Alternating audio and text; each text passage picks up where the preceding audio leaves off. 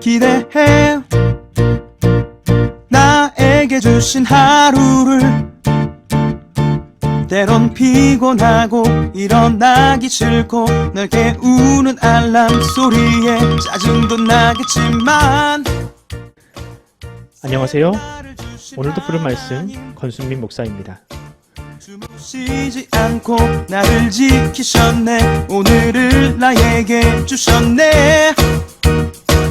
새 말씀 안에 주가 주신 사랑과 은혜와 능력. 오늘 우리가 은혜 받을 하나님 말씀은 출애굽기 23장 14절에서 17절까지 말씀입니다.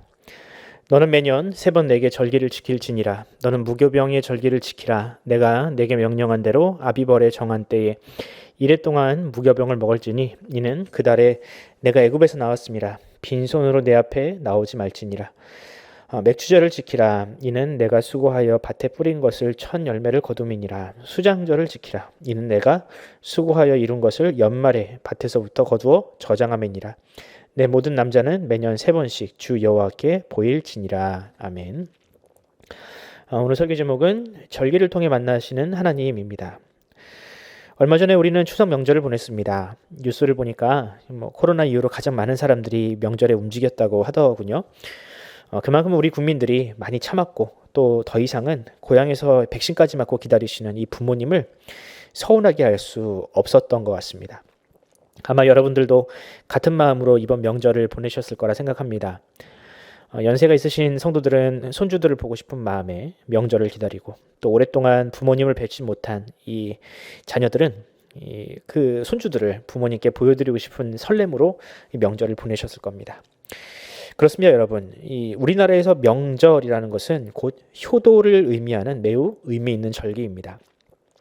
그런데 이 명절이라는 것은 모든 나라에 있는 공통적인 문화입니다. 하지만 명절에 담긴 의미는 나라마다 참 다른데요. 아까 말씀드렸듯이 우리나라는 이 명절과 효가 연결되어 있습니다. 유교 문화권이기 때문에 그렇죠. 그런데 다른 나라는 어떤가? 미국이나 유럽 혹은 이스라엘이나 중동처럼 어떤 종교와 이 밀접한 연관이 있는 국가는요, 그 종교가 가지고 있는 그 신학이라든지 사상들이 그 명절의 정신으로 이어집니다. 그러니까 그 종교가 어떤 의미에서 기념일을 제정했느냐에 따라서 그 명절을 지키는 방법과 마음가짐도 달라지기 마련입니다. 오늘 본문은 하나님께서 이스라엘 백성들에게 명령한 매우 특별한 3가지 절기가 나옵니다. 신앙생활을 오래 하신 분들은 이 절기와 관련된 설교를 많이 들어보셔서 그 이름들이 낯설지 않으실 것 같은데요. 그럼 과연 이스라엘 사람들이 지키는 이 절기들이 대한민국에 살면서 설이나 추석을 지내는 우리와는 과연 어떤 연관이 있을까요? 오늘은 성경을 읽는 우리가 이 3가지 절기를 통해서 어떤 메시지를 발견할 수 있는지를 한번 살펴보도록 하겠습니다. 먼저 하나님께서 이스라엘 백성들에게 지키라고 주신 절기들을 한번 살펴보도록 하겠습니다. 첫 번째는 무교절입니다. 이 무교절은 이스라엘의 원력으로 1월에 해당하는 아비벌에 있는 절기인데요. 출애굽 사건과 연관이 있는 절기입니다. 무교절은 말 그대로 무교, 누룩을 넣지 않은 빵을 먹는 절기로서 이 무교절을 7일 동안 지키면 마지막 날에 우리가 잘 알고 있는 유월절이 됩니다. 사람들이 이 무교절, 누룩 없는 빵을 먹으면서 어떤 생각을 했을까? 당연히 과거 출애굽 사건을 떠올리지 않았겠습니까? 그러면서 우리가 과거 하나님께서 우리를 구원하지 않으셨다면 여전히 우리는 애굽에서 종노릇을 하고 있을 거야. 그때 하나님께서 우리를 구원하시려고 이 애굽에 내리신 10가지 재앙들 참 어마어마했다. 한 기적들이었지. 마찬가지로 그 하나님께서 지금 우리도 지키고 계실 거야 라고 그들은 과거 이 무교절의 은혜를 돌아보고 또 하나님의 은혜를 그 자손들에게 가르치는 절기로 사용을 했을 겁니다. 두 번째와 세 번째는 이 맥추절과 수장절입니다. 맥추절은 말 그대로 보리를 추수하는 절기로서 시기로 따지면 무교절의 마지막 날인 6월절 이후로 50일째 되는 날이라 할 수 있습니다. 그래서 사람들은 이 날을 77절 혹은 오순절이라고도 불렀습니다. 그러니까 이스라엘 백성들에게 이 1월 아비벌 6월절에 있는 6월절을 지내고 50일이 지나면 시기적으로 맥추절, 그러니까 보리를 추수하는 절기와 이 시기와 맞아떨어지는데요. 그러니까 한 해의 첫 번째 열매라고 할 수 있습니다. 그렇게 한 해의 첫 번째 열매를 하나님께 드림으로 그 감사를 하나님께 올려드리는 절기라고 할 수 있는 것이죠. 수장절은 뭐냐? 수장절은 봄이 아니라 가을 농사를 마무리하고 이 곡식을 창고에 드리는 일을 의미합니다. 그러면서 명절을 지키는데요.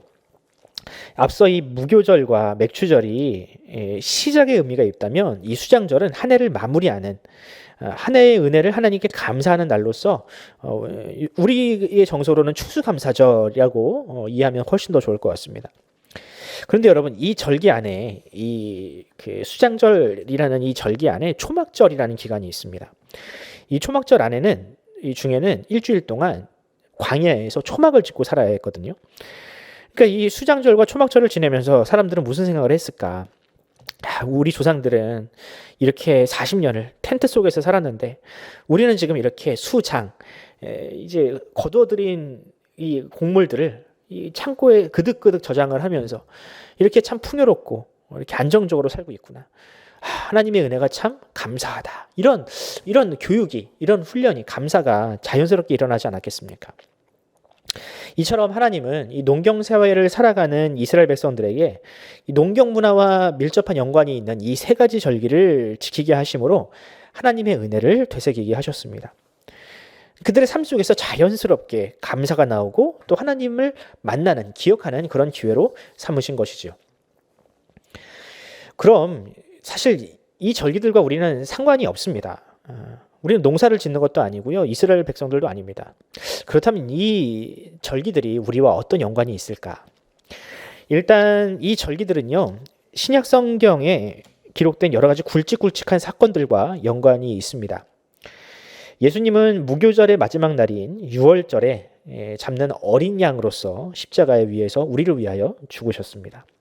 그리고 부활하신 이후 한 40일 동안 이 땅에 머무시다가 하늘로 올라가셨는데 그 이후에 그러니까 십자가 사건이 있은 지 50일째 되는 날 오순절 즉 맥추절에 이 하늘로부터 강한 바람이 오면서 성령께서 오셨죠. 그러니까 오순절에 성령님이 또한 오셨습니다. 맥추절은 그 수장절은 어떻습니까? 수장절은요 초막절이 있잖아요. 그러니까 초막은 뭐냐? 구약의 과거 구약 성경 광야에서 하나님께서 머무시던 천막입니다. 텐트입니다. 그러니까 즉 하나님께서 이 초막으로 우리와 함께 하셨던 것처럼 예수님께서 육신으로 이 땅 가운데 오심으로 우리와 함께 거하신다. 이런 식으로 우리가 신학적으로 적용할 수 있습니다. 물론 여러분 이런 거 다 기억하실 필요 없고요. 이 바쁜 아침에, 이 비몽사몽한 와중에 어떻게 이 세 가지 절기를 우리가 다 돌아볼 수 있겠습니까? 기억할 수 있겠습니까? 그러므로 우리가 이게 딱 한 가지만 우리가 기억했으면 좋겠습니다. 하나님은요, 이스라엘 백성들에게 절기를 주심으로 그들이 1년에 3번 정도는 함께 모여서 하나님께 예배를 드리기 원하셨습니다. 그리고 하나님의 은혜를 기억하고 또한 전수하게 하셨습니다. 여전히 우리에게도 그런 그 신앙생활이 주기적으로 모여서 함께 은혜를 나누고 또한 아이들에게 하나님의 은혜를 가르치는 이런 신앙생활이 우리에게도 있어야 합니다. 1차적으로는 개인적인 경건이 필요합니다. 시간을 내어서 기도하든지 성경을 묵상하는 시간이 있어야만 합니다. 그런데 여러분, 이런 개인적인 경건도 좋지만 그것으로 충분하지 않습니다. 왜냐하면 하나님은 우리가 공동체로 모일 때 더 큰 은혜를 우리가 누릴 수 있게 하나님께서 만드셨기 때문이죠. 혼자서도 신앙생활하는데 아무런 문제가 없다면 왜 굳이 명절이라는 형태로 그들로 하여금 모이게 하셨을까요? 그만큼 모일 때 우리가 얻는 유익이 크다는 겁니다. 우리가 혼자서 신앙생활을 하면 그냥 개인적인 감사를 할 수 있겠지만 참 무미건조할 것 같습니다. 하지만 함께 모여서 은혜를 공유하면 다른 사람들의 간증을 통해서 우리가 더 큰 하나님의 은혜를 경험할 수 있지 않겠습니까? 그래서 여러분, 우리는 모여야 합니다. 모이기를 힘써야 합니다. 이 코로나를 하루빨리 종식시키고 함께 모여서 찬양하고 서로를 사랑하며 그동안 우리를 지켜주신 하나님의 은혜를 돌이켜보면서 하나님께 영광을 돌리는 그런 예배를 드려야 합니다. 그러므로 사랑하는 성도 여러분, 지금 우리가 함께 얼굴을 마주보며 예배를 드릴 수는 없지만 그래서 우리가 온라인을 통해서 만나지만 만약 우리가 이것이 종식되고 우리가 함께 모일 수 있는 기회가 열리면 우리는 반드시 모여야 합니다. 그리고 과거 이스라엘 백성들이 맥추절이나 수장절에 하나님의 은혜에 감사하면서 예배를 드린 것처럼 이 코로나 속에서도 우리를 안전하게 지켜주신 그 하나님께 예배와 찬양을 드리는 것이 마땅합니다. 여러분, 그때가 참 빨리 왔으면 좋겠습니다. 여러분들도 그날을 기약하시기 바랍니다. 기도하시기 바랍니다. 그리고 오늘 하루도 우리에게 주어진 이 삶의 자리에서 우리에게 은혜를 주실 하나님을 기대하고 오늘 하루도 힘차게 시작하시기를 간절히 소원합니다.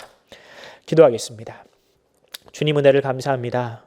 과거 이스라엘 백성들이 무교절과 맥추절과 수장절을 지내면서 하나님의 은혜를 기억했던 것처럼 우리도 하루속히 이 코로나를 마치고 우리가 함께 모여서 예배하며 매주 하나님 앞에 모여서 예배드림으로 말미암아 우리가 우리의 신앙도 지키고 또한 함께 모여서 이 성도의 교제를 나누는 그런 따뜻한 온기 넘치던 그 과거의 일상을 우리가 회복하기를 간절히 소원합니다. 주님, 우리에게 그날을 회복시켜 주시옵소서. 함께 모여 찬양하며 예배하는 그 소중했던 일상들을 우리에게 회복시켜 주시옵소서. 그리하여 우리 자녀들에게 이때를 돌아보면서 그럼에도 불구하고 하나님이 우리를 지키셨다, 하나님의 은혜가 크다라는 이런 아주 중요한 교육들이 우리 자녀들에게도 일어나게 하여 주시옵소서. 감사드리며 우리 구주 예수 그리스도의 이름으로 기도드립니다. 아멘. 사랑하는 성도 여러분, 우리가 함께 기도합시다. 오늘 하루 우리를 지켜 주시옵소서. 과거 이스라엘 백성들이 그 광야를 다니면서 그 신발이 헤어지지 않았고 그 옷이 헤어지지 않았던 것처럼 주여, 오늘 하루 우리의 일상 가운데, 인생 가운데에도 그런 은혜, 동일한 은혜를 우리에게 허락하여 주시옵소서. 특별히 우리 자녀들 신앙 잃지 않게 하시고, 특별히 수험생들이 이 어려운 시기에 정말 수능과 또한 취업이 정말 힘든 시대인데 우리 자녀들이 어려운 시기를 잘 견디고 또한 돌파해내어서 하나님의 은혜를 간증하는 우리 자녀들이 되게 해달라고 같이 기도하면서 오늘 하루를 시작하도록 하겠습니다. 함께 기도합시다.